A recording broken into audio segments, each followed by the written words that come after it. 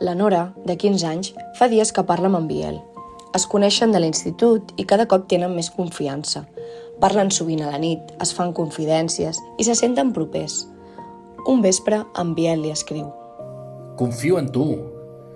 Només serà per mi. No la guardaré ni la passaré. La Nora dubta. No ho veu clar, però també vol agradar-li i no vol semblar desconfiada.